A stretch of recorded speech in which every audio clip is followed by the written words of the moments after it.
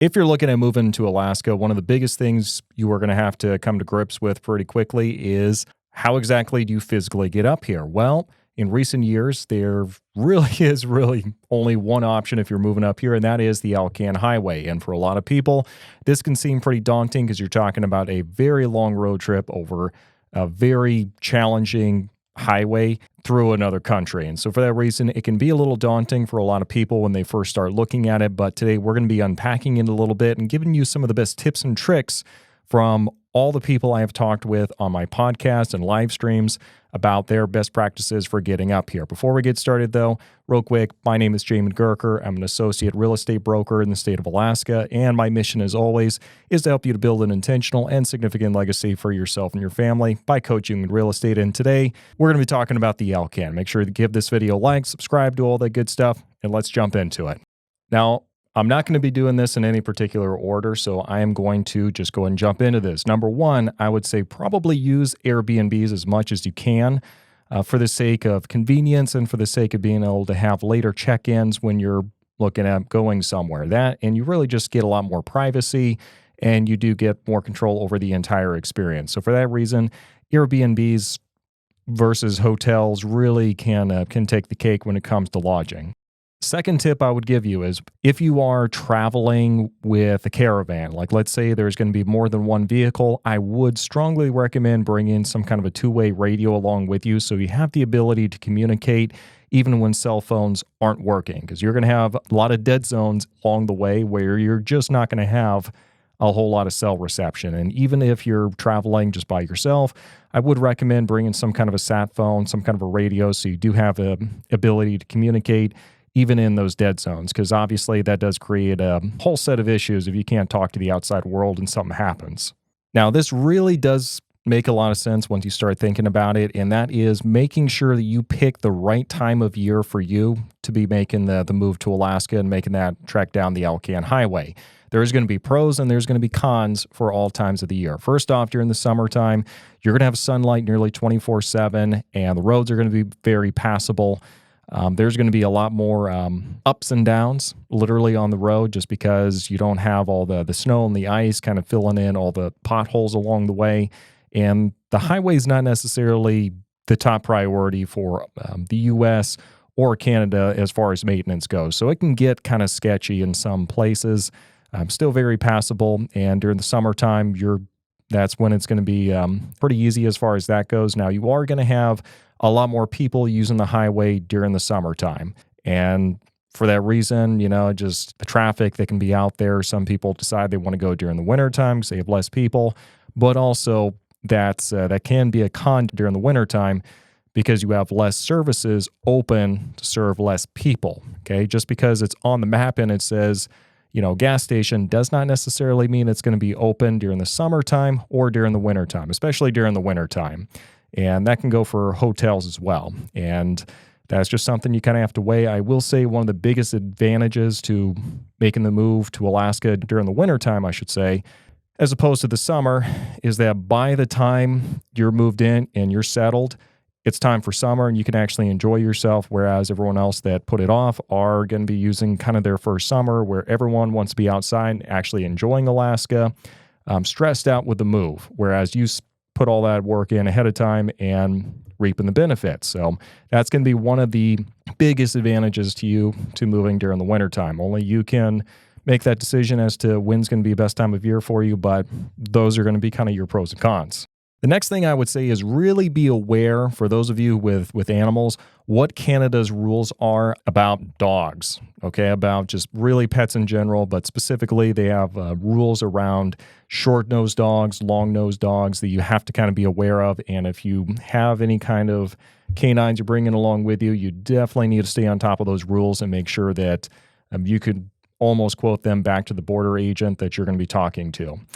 And make sure that you're brushed up on all the rules that's going to go into getting through Canada because, that's not the place where you want to be trying to learn on the fly is when you're right there on the border. That is not something they really appreciate seeing. So I'm trying to save you some headache here. Just make sure that you're got your bureaucracy game on point and you know the laws and the regs. This next one should kind of be a given, but you want to make sure you bring spare tires and preferably, if you're more inclined to being on the cautious side, maybe bring two spares of tires. And the reason I say that is because every time I've driven the Alcan, it's been with some kind of a weighed down vehicle, and inevitably we're going to have at least one tire go out. And to say it's problematic if you're way out in the middle of nowhere and you've got no spare tires left is definitely an understatement. So make sure that you've got plenty of spares, and if possible, make sure you bring some spare gas along with you as well, because this kind of brings us to our next point.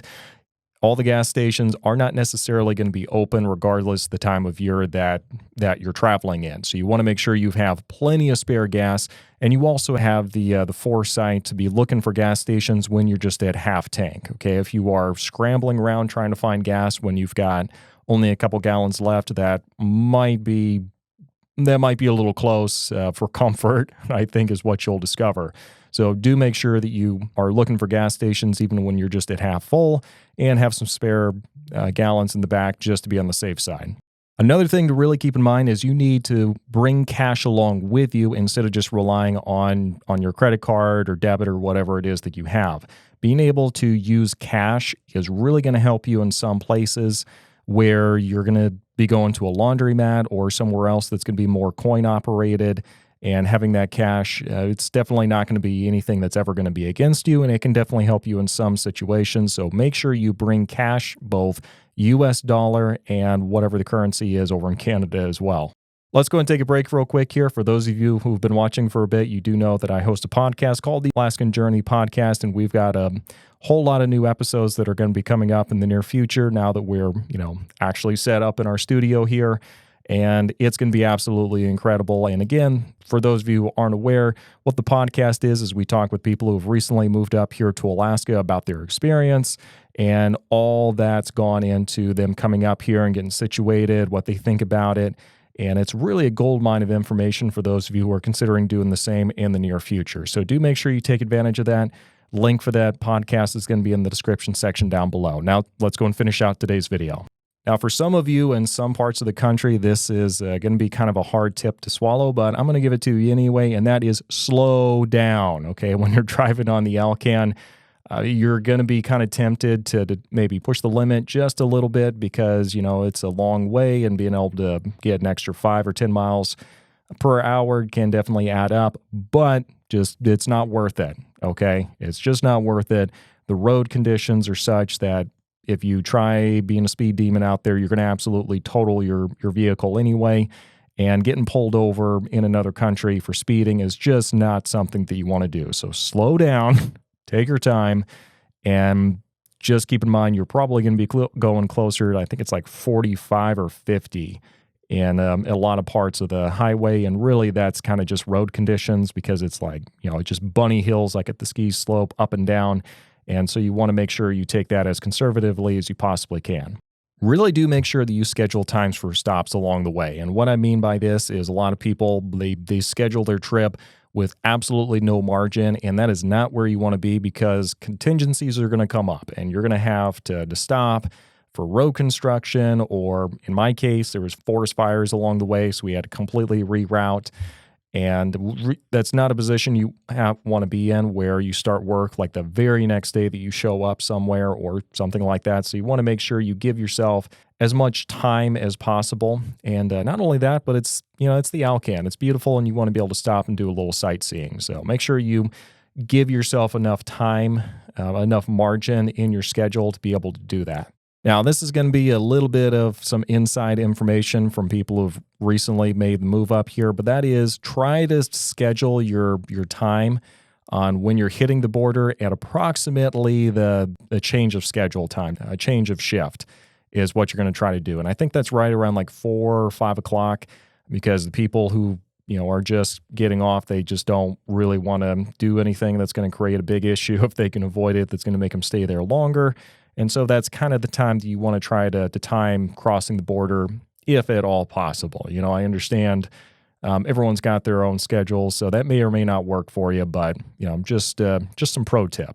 All right, this next one is very, very, very important. Okay, I need you to pay attention, and that is do not show up at the border ready for a fight with the border agent. Whatever your political views might be, just leave them behind. You're in a different country at this point, and there is no argument you're going to start that's going to be worth it. Okay, so just try to not go to the border agent with some axe to grind. Just get in, get out, and get to the other side and have whatever political tirade you want to have at that point. Last but not least, when you are preparing to go across the border, you really want to make sure you have all your boxes. Like, let's say you have all your household goods with you. Make sure you have all of the boxes really well labeled and you write out what is in each box. Being able to show the border officer that you really are on top of everything and you're organized and your stuff looks clean and neat is really going to just help to give them just the rubber stamp to keep you moving along, which is really what you want. Nobody wants the stress of getting stopped on the border and having everything searched and having all your stuff rummaged through. And it's just kind of a hassle for everybody. And one of the things you can do is really being on top of your organization. And yeah, like I said, have like a big spreadsheet all ready to go and print it out, just showing exactly what is in each box. And maybe on each box itself, like, again, have like a little printout showing exactly what's in here. Kitchen stuff, blender, and cutting board, blah, blah, blah. Something like that. And it just shows a whole new level of organization where it's going to take a long time maybe putting it together.